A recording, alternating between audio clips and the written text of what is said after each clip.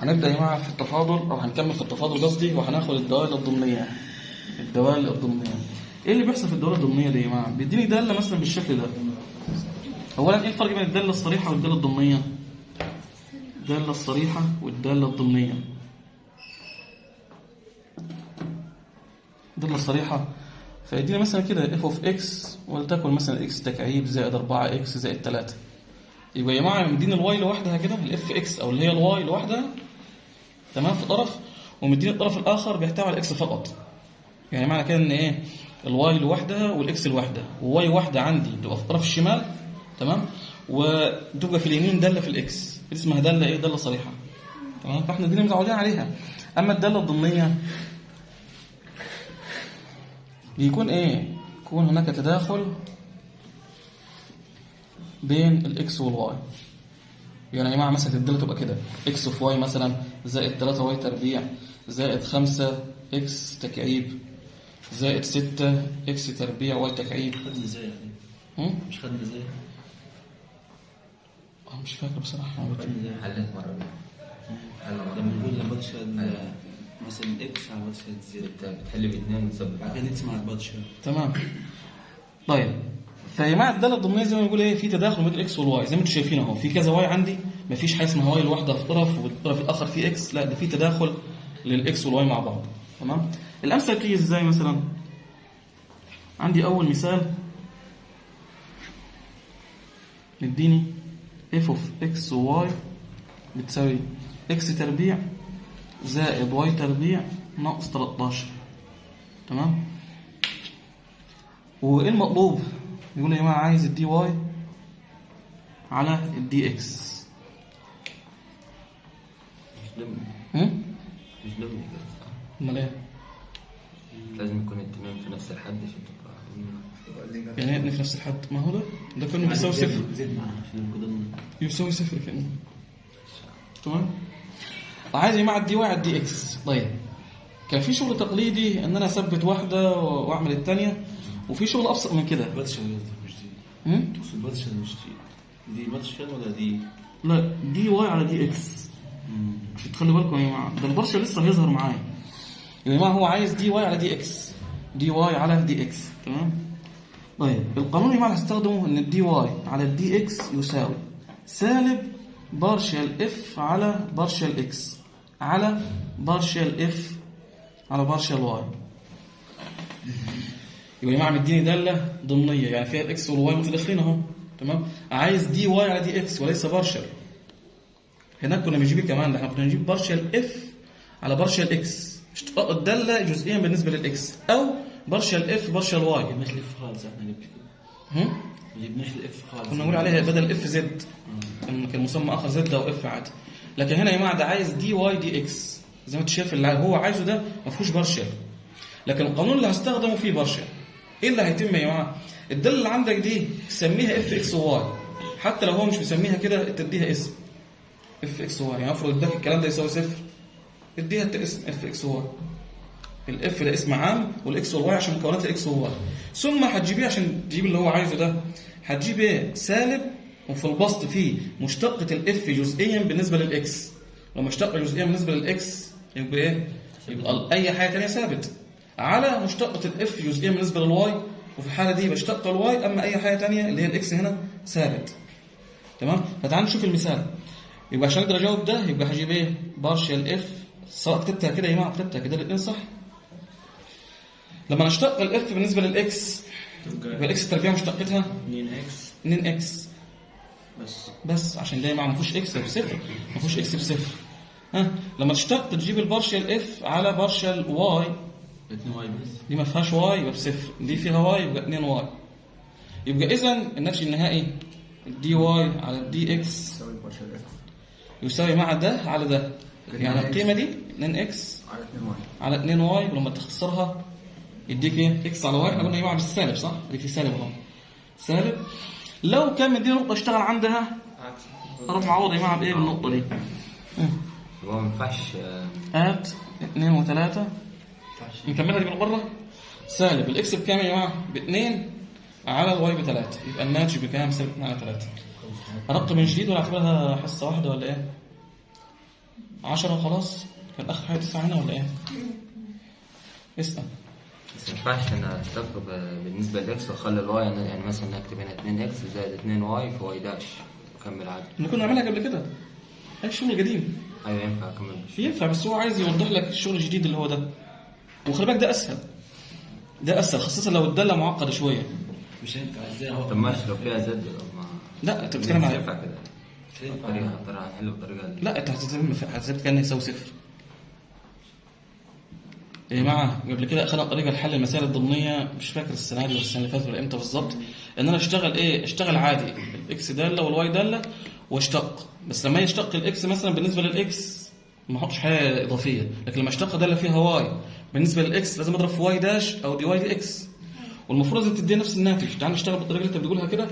لما تيجي تشتق ل 2 اكس 2 الاكس تربيع ب 2 اكس زائد واي تربيع 2 واي واي داش 2 واي، لازم اضرب في واي داش او اللي هي دي واي على دي اكس. الكلام ده يساوي كام؟ السالب 13 مشتقتها بصفر، وبعد كده الكلام ده يساوي صفر. انا عايز الدي واي على دي اكس. اولا ال 2 اكس هتروح الناحيه الثانيه باشاره مخالفه، يبقى 2 واي دي واي على دي اكس يساوي سالب 2 اكس. اذا الدي واي دي اكس هتساوي سالب 2 اكس على 2 واي، نفس الناتج اهو.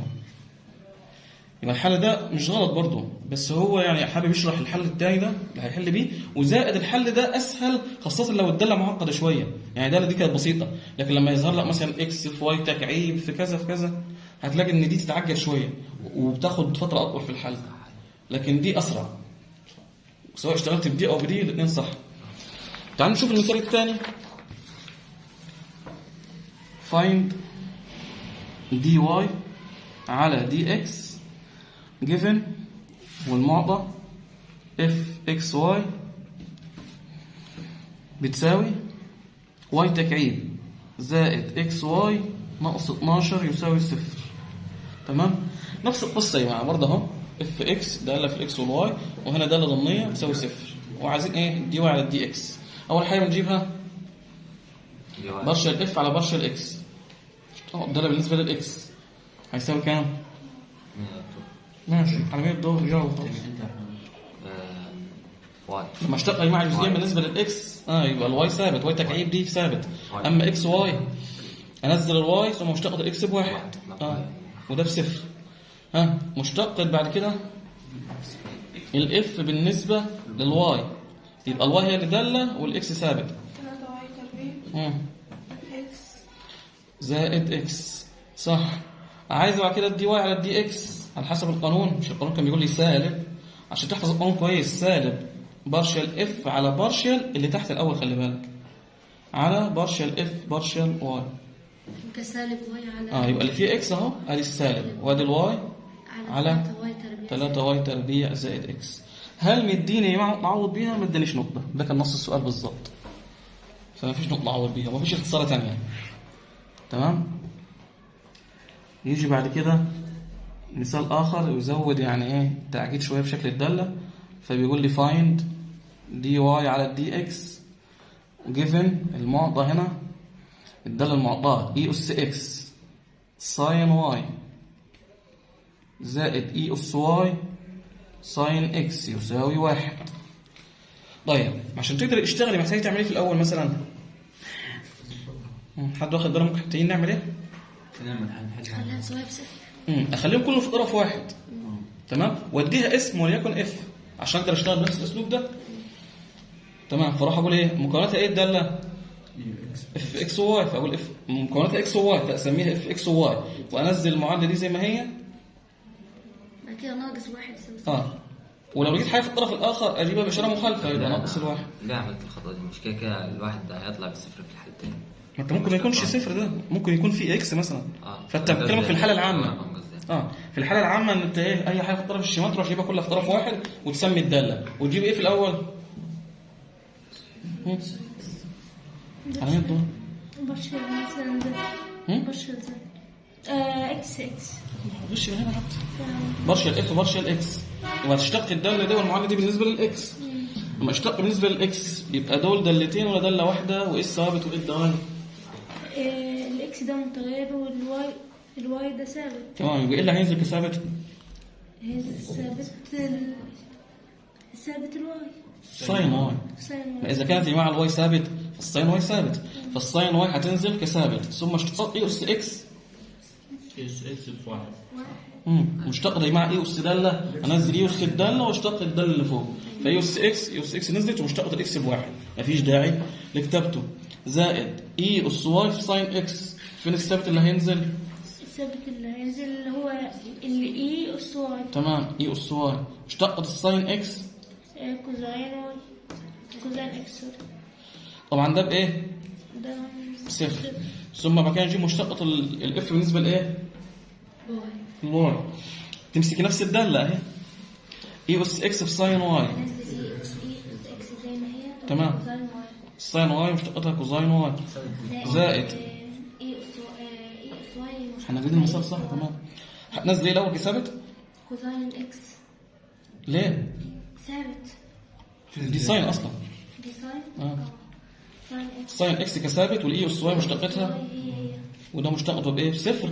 اللي بعدك يبقى احنا عايزين بعد كده الدي، هو يا جماعه عايز ايه؟ دي واي على دي اكس كقانون سالب مشتقة الاف بالنسبة للي تحت الأول على مشتقة الاف بالنسبة للواي اللي فوق، يعني المقدار ده على المقدار ده. ينفع أخليها سالب واحد؟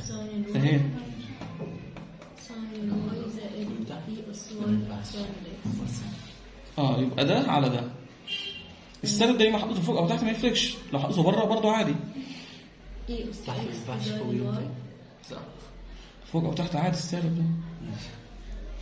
ينفع يا جماعه فوق او تحت ولا لا؟ ينفع فوق وعلى الجنب بس ما ينفعش فوق وتحت. بقول فوق او تحت. ماشي. ينفع دي أخليها سالب واحد ولا لا؟ اهي دي. ده هتحط له واحد هنا. لا، مش ده هو نفسه ده. عايز تعمل ايه؟ يعني بواحد يعني. وده هو ده. طب بصوا كويس، اي اس اكس ساين واي، فين الكلام ده هنا؟ ماشي. اي اس اكس كوزاين واي دي. صفحه رقم كام دي؟ 11. حتى الان كنا شغالين في متغيرين، يجي بعد كده يزود فيخليهم ايه؟ 3 متغيرات.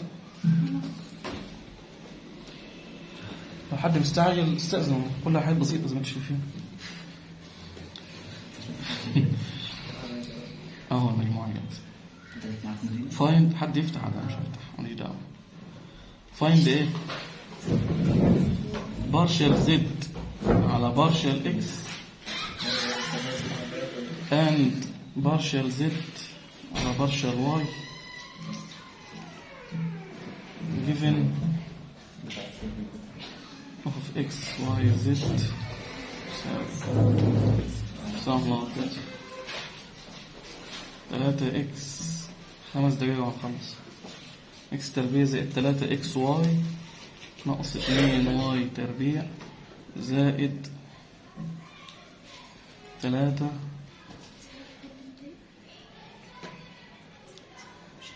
زائد 3x زد زائد زد تربيع. بصوا يا جماعه، تعالوا نشوف ايه القانون المستخدم في حاله ان هو يديني داله فيها ايه؟ 3. طبعا دي راح اسويها بالصفر بعد كده. يبقى يا جماعه ممكن تكون الحاله المعطاه دي يا اما فيها اف اكس واي كده يا اما ما فيهاش. تمام، ودول لو كانوا في طرفين هجمعهم كله في طرف واحد واديهم اسم. طيب القوانين اللي هو عايزها دي، هو عايز يا جماعه بارشال زد، خلي بالك ده هنا عايز بارشال مش دي، فدي هيبقى ليها قوانين معينه، بارشال زد على بارشال اكس. القانون بتاعها يا جماعه بتساوي سالب بارشال اف على بارشال اكس على بارشال اف على بارشال زد. يبقى يا جماعه ايه الحاله الجديده دي؟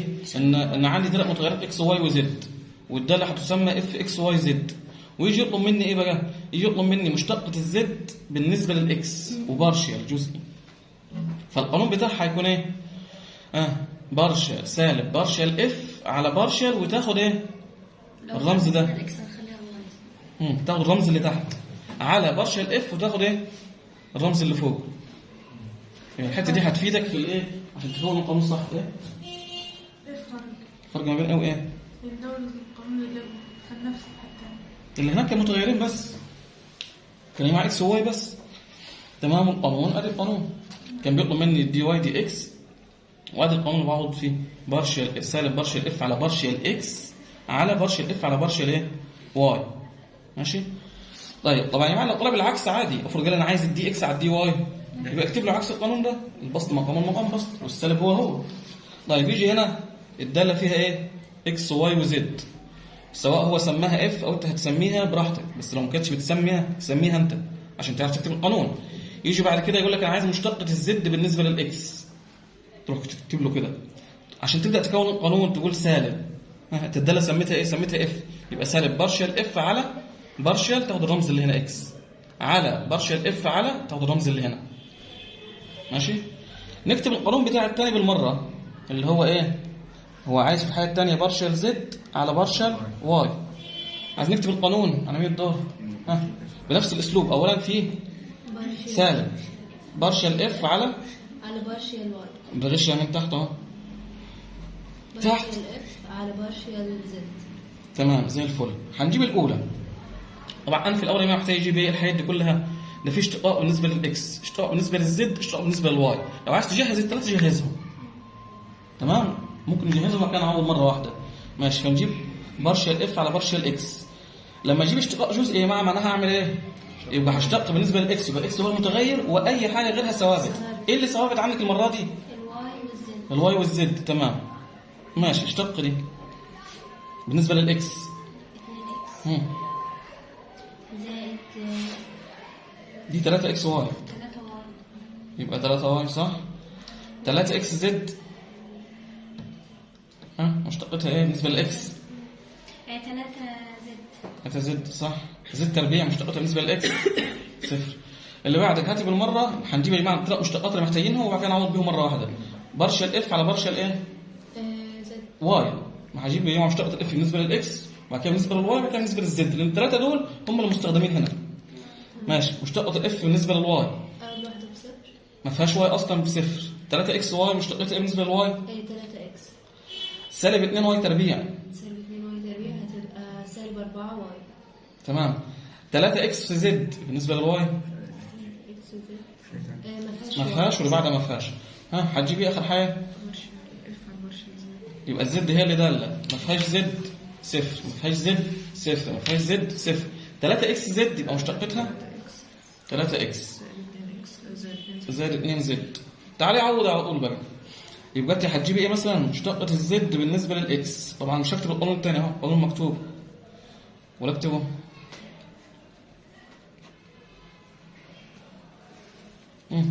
عوضي. مشتقه الاف بالنسبه للاكس اهي على بالنسبه لزي، يعني هقسم ده على ده وفي سالب ما ننساهوش، ادي سالب هنا 2 اكس زائد 3 واي زائد 3 زد على سالب ثابت في القانون. 3 اكس زائد 2 زد. 3 اكس زائد 2 زد. نيجي نعوض ايه؟ بارشل زد على بارشل واي بيساوي اللي هو سالب بارشل اف على بارشل واي على بارشل زد على بارشل اف على بارشل زد.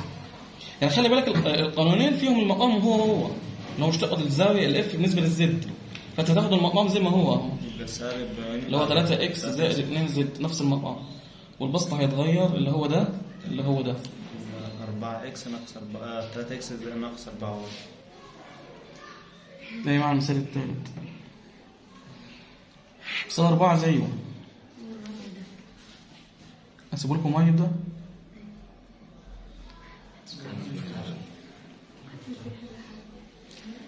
طب الفكره يا جماعه بعد ما حل ده يجيب على كده صعب الموضوع وجاب 4 دوال، هل هيدي عليكم ولا لا؟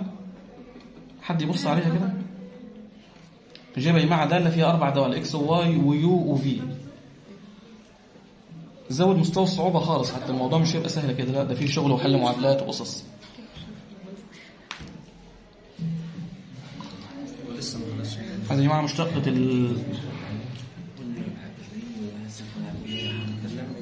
بالنسبه للاكس هو بس يعني مش عشان احنا في هو بس ليه ناخد 9